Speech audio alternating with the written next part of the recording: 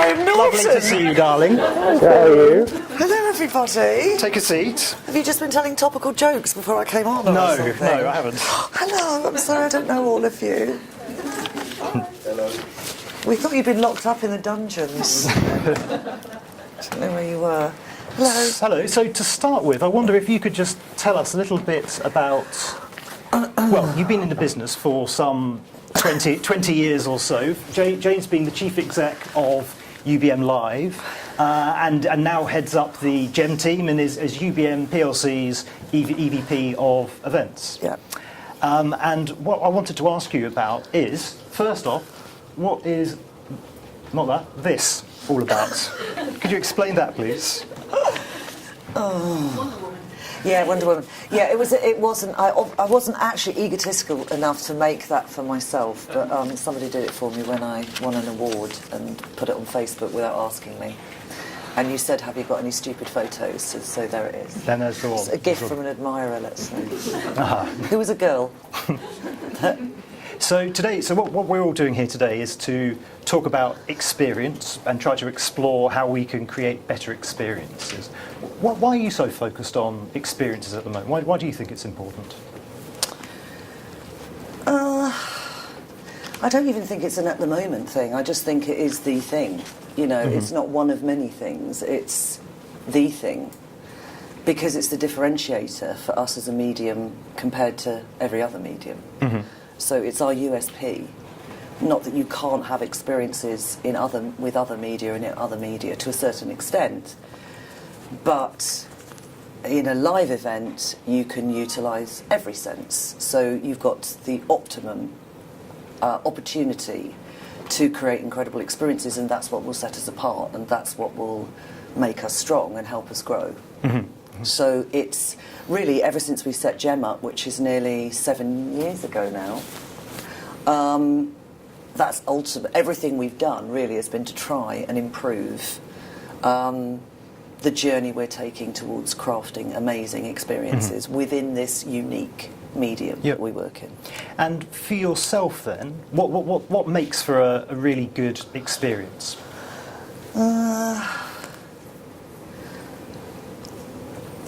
I don't know. I mean, I think for me, in simple terms, it is about feelings. It's about things that make you feel something. If there's an emotion attached to an experience, then it's going to resonate and it's going to last, and there's going to be a memory off the back of that, and there's going to be potentially an outcome and a future action. Mm-hmm. So I want to feel things at live events, and I think that we have to make people feel things before the shows and at the shows and obviously after the shows. And I think sometimes our work is focused on driving action amongst our customers, visitors and exhibitors. And the step back from that is, what feelings do we want to drive? Because if you can drive the feeling positively, then the action will automatically follow. Mm-hmm. But sometimes we go straight for the action. You know, some of our campaigns are incredibly screaming. We scream and shout at people until they register, and then we wonder why half of them don't come. That's because we haven't done anything. We haven't made them feel the way we want to feel so that they're going to commit to it.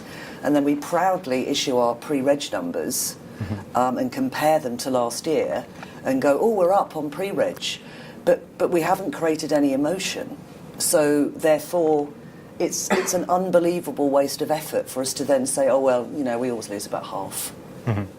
And to me, that's about emotion, the difference between emotion and action taking. Does that make sense? Yes, no, absolutely. Yeah. So how does design thinking help you to do that? How does that create more emotional experiences? Well, design thinking is just one of several tools that can help us move from the way in which we understand, interrogate, you know, and drive insights from our communities and customers into the appropriate experience. So it's a bridge, really. It's just a process like any other process. It's got, you know, there's lots of versions of it. Look, people have been using it for years. There's nothing special about design thinking per se as a tool. It's a set of steps that you follow. But the element of it which is exciting for me is that, and you've heard Bruce, everything that happens is either accidental or planned. And if you plan it and design it in the best possible way, then you will get a better outcome.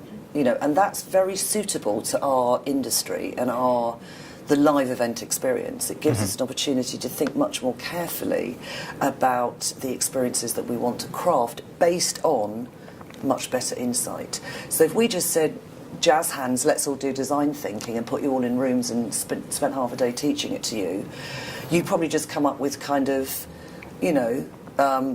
some good ideas, but they wouldn't be based on anything. It only makes sense to deploy and utilise design thinking off the back of valuable data, valuable insight, deep understanding, and then it will help you translate how to say, right, I'm looking at all of this now, I'm beginning to get to frame a picture. How can I go through the steps of imagineering, and formulating ways in which I can take that set of data and apply it so that I'm going to get really, really positive outcomes. So it's a bridging technique that I think is particularly suitable to our industry, and also we're partnering with Freeman, who, as you know, are one of the big contractors that we use, and so they get our industry, and we're very kind of simpatico in the way that we're approaching this. And so this is the project which is taking three big events and taking them through the whole process. The whole process. So we've just kicked off, and we're in the research phase now, and it's very exciting. But it's kind of dark at the moment because all the research is going on. But once all of that research is going on, and I mean, you're all connected to us getting a lot better insights per se anyway, but part of what this project will do is going to spend more time, more energy in doing the best possible piece of insight that we can in a reasonable amount of time, and seeing what that looks like and seeing what we can learn from that. And if that's successful, we then deploy that using all the great minds that Freeman have got at our disposal to begin to picture a very, very different IFSEC, or a very, very different advanced manufacturing show in Anaheim or whatever. And the purpose of it is not to come away going, oh, we decided to move the entrances, or we've put an innovation hub in the middle. It's actually to really, really, really stretch the mind to start from zero, and build up, and say if we didn't have these huge stands at the front of IFSEC every year, we weren't selling them ad infinitum on site the next year.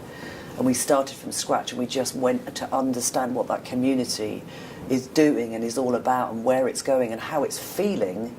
What is the thing that we would create? Would it look like, the floor plan that we've currently got? Would it take place at the same time, the same hours? Would the flooring, the lighting, the experience be the same? What would the content change? Which was a point I wanted to pick up with you on, actually. How do you see content playing a role within design thinking? I think that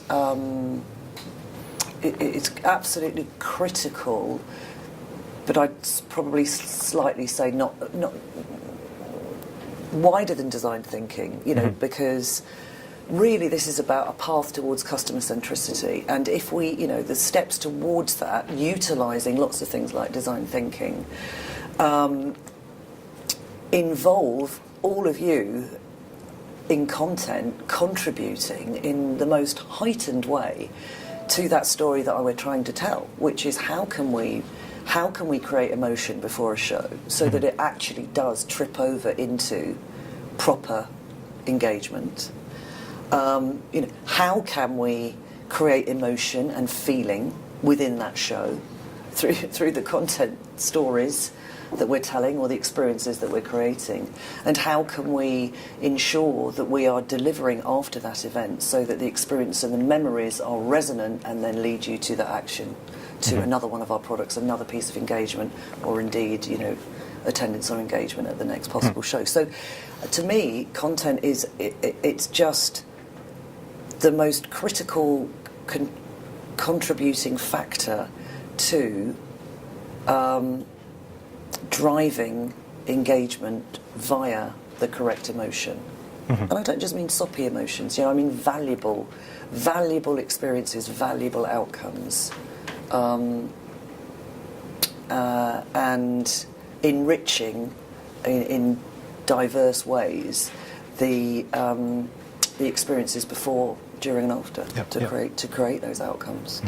And I guess one of the challenges for us is doing that within a UBM context, which may be different to what a smaller organiser might how they might approach it. And actually, I don't know if everyone knows, but Jane was the first woman, I think, ever to be awarded an AEO Outstanding Achievement Award.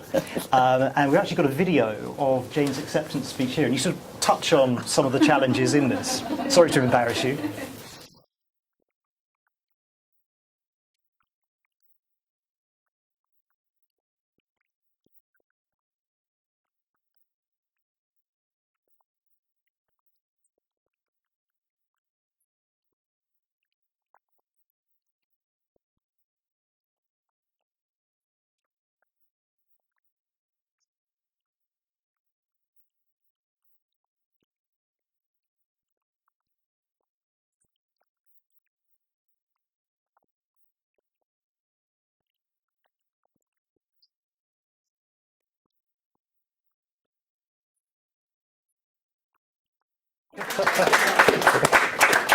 I didn't get into any trouble about that at all, obviously. Yes. So just to sort of pick up where you started there. So how can larger organisations like ourselves move into that space? I think we've got to be realistic. I mean, the point I was making there wasn't that we can, it's impossible for us to grow at a double-digit rate. In fact, in many parts of UBM, particularly Asia, we do, and sometimes here. The point I was trying to make is that we do have different characteristics as a big corporate and than smaller, more entrepreneurial companies. And I don't think we should kid ourselves. I think sometimes we pretend to be entrepreneurial when in actual fact we answer to the street over there. And, what they want to see is steady organic improvement. Of course, they'd love it if it was more, but you'd have to behave in an entirely different way at UBM if you were going to do that. So the first thing I'd say is we've got to be realistic. They, of course, are operating off a much smaller base than ours, so getting massive growth as an entrepreneur, it's not easier, but you're playing in a different way. In fact, I think it's quite... in the old days, Blenheim was where I worked, which was a precursor to UBM, and there was an owner-driver there who literally it was a classic elevator pitch. People would find out when he was entering the building, and they'd get in the lift with him. By the time you got to the top floor, he'd given you money for a launch, in that kind of fabled way. And that obviously doesn't happen around here. I think also that there's a lot of VC buying, of smaller, of business, of event businesses, big and small. And I think that behaviour is beginning to change in the smaller companies as well, because VCs don't play like that, right? They cut costs for 3 years and sell on, to sort of drive growth and get their money and more back. So I think we've got to be realistic when we think about, the way in which we play. It doesn't mean to say that we can't be highly innovative. It doesn't mean to say that we can't be much more agile. But I don't think we suffer here from a lack of ideas per se. We shouldn't just jump to saying, innovation is ideas, let's be entrepreneurial, let's be higher risk.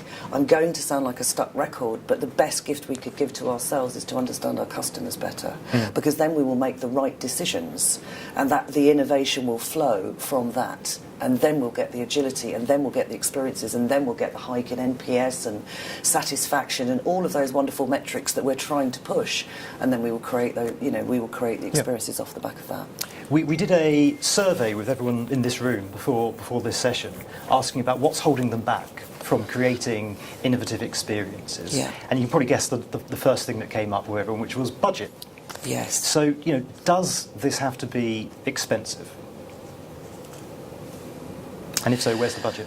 No, I think that, exactly. Necessity is the mother of invention, isn't it?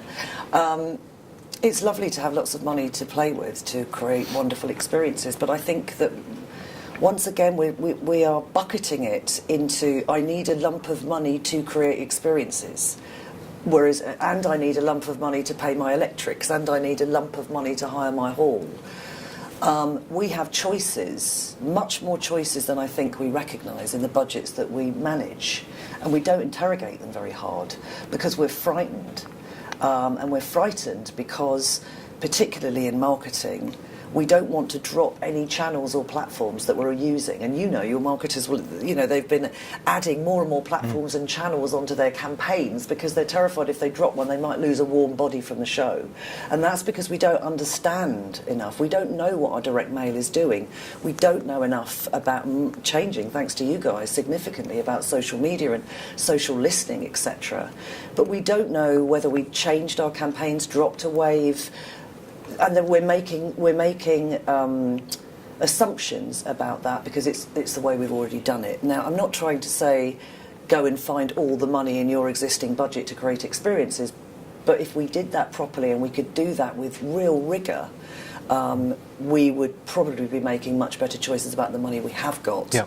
But I think that the way to get investment, if you want investment, is to demonstrate the insights that have led to you crafting the idea for whatever experience it is.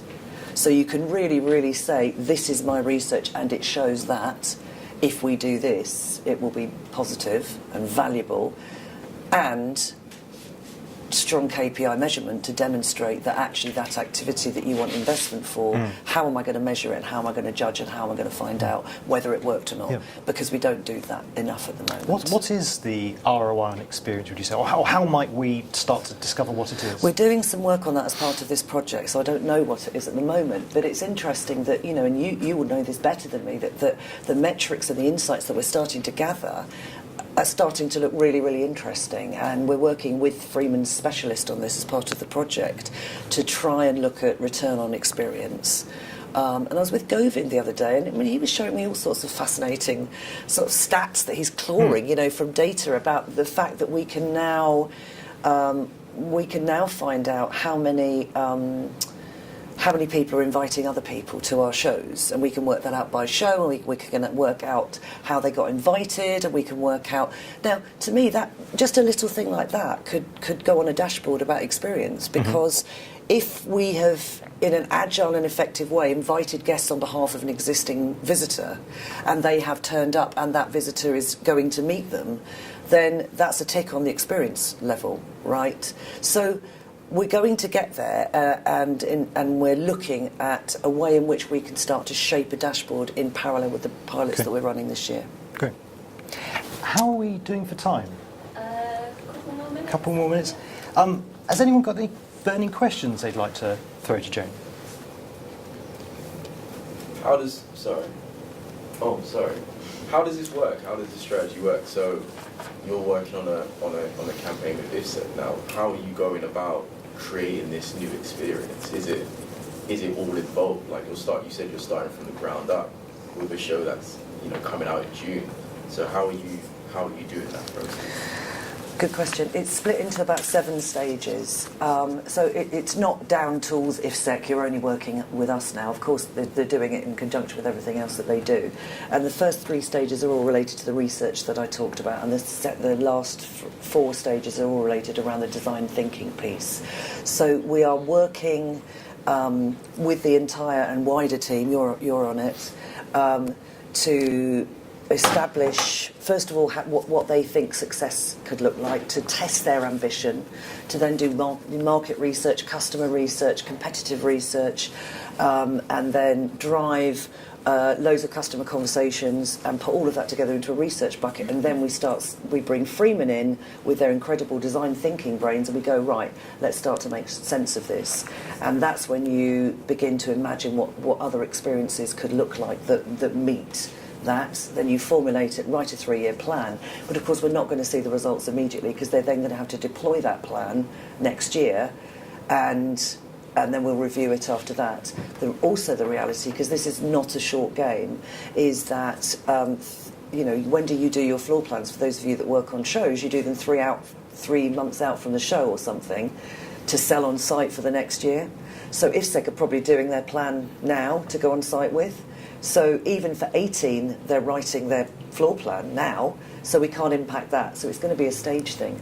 So ultimately, it's probably going to be a 2019 will be the year in which, wherever we've got to, we will have the chance to effect in a kind of radical way. That answers your question. No, it does. Great.